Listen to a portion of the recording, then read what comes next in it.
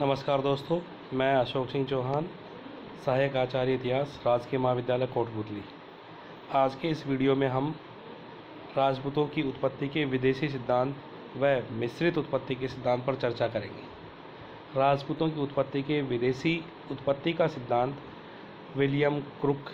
Cunningham महोदय, Vincent Smith और colonel James Tod ने प्रमुखता से प्रतिपादित किया है।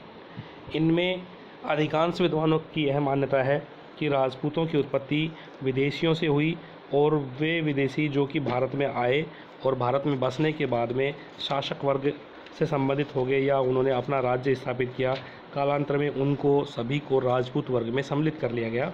इनमें कनिंघम महोदय ने इन्हें ब्रोच गुर्जर नामक एक ताम्रपत्र के आधार पर यूची जाति का माना है और यूची जाति के आधार पर इनको कुषाण वंश से जोड़ा है। इसी प्रकार स्मिथ महोदय ने भी इनको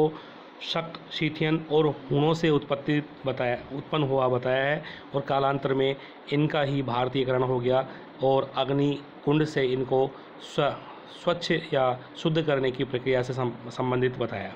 इसी प्रकार क्रुक महोदय ने भी इनको शक, कुषाण, पल्लव और हूणों से ही उत्पन्न बताया है या उन्हीं का भारतीयकरण से राजपूतों की उत्पत्ति को सही साबित किया है। इसी प्रकार कर्नल जेम्स टोड ने अपनी पुस्तकों में या अपने साहित्य में राजपूतों और विदेशी शासकों के मध्य परंपराओं के आधार पर, उनके शारीरिक और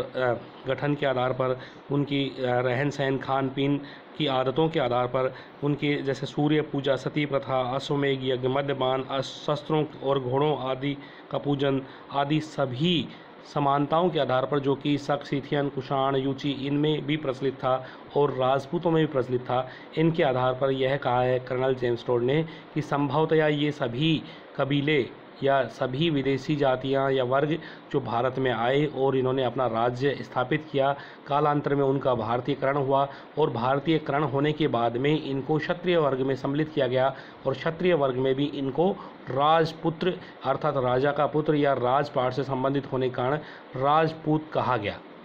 इस प्रकार विदेशी मत का प्रतिपादन इन सभी विद्वानों ने किया है। यद्यपि भारतीय विद्वानों ने इन विदेशी मत की उत्पत्ति का सिद्धांत खंडित किया है। इसके बाद जो अगला मत है जो कि भारतीय उत्पत्ति से संबंधित है, उसमें हम कह सकते हैं कि मिश्रित उत्पत्ति का सिद्धांत। यह सिद्धांत DC चट्टोपाध्याय द्वारा दिया गया। उन्होंने कहा है कि राजपूतों की उत्पत्ति को हम किसी एक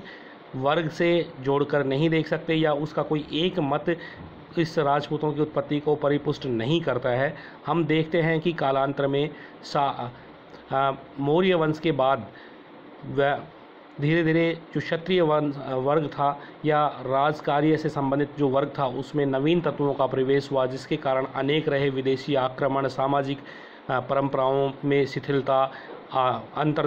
जातीय विवाह, अंतर्वर्ण विवाह, उनके परिणाम स्वरूप विभिन्न वर्ग राज कार्य से संबंधित हुए और इसलिए राज कार्य में विभिन्न वर्गों का प्रवेश हुआ और जो कालांतर में शुद्ध रूप से, विशुद्ध रूप से क्षत्रिय न कहलाकर राज कार्य संबंधित होने के कारण उनको राजपूत कहा गया। तो DC चट्टोपाध्याय महोदय ने कहा कि इसमें हम कह सकते हैं कि राजपूत जो थे वो मिश्रित उत्पत्ति से उत्पन्न हुए। इसमें जनजातियां भी थी, इसमें निम्न वर्ण के लोग भी थे, इसमें प्राचीन क्षत्रिय कुल भी से संबंधित भी थे और इसमें विदेशी वर्णों से, विदेशी जातियों से भी संबंधित थे। इस प्रकार हम यह भी कह सकते हैं कि इनमें राजपूतों की उत्पत्ति के संदर्भ में सबसे उपयुक्त मत जो है वो DC चट्टोपाध्याय द्वारा प्रतिपादित मिश्रित उत्पत्ति का सिद्धांत माना जा सकता है।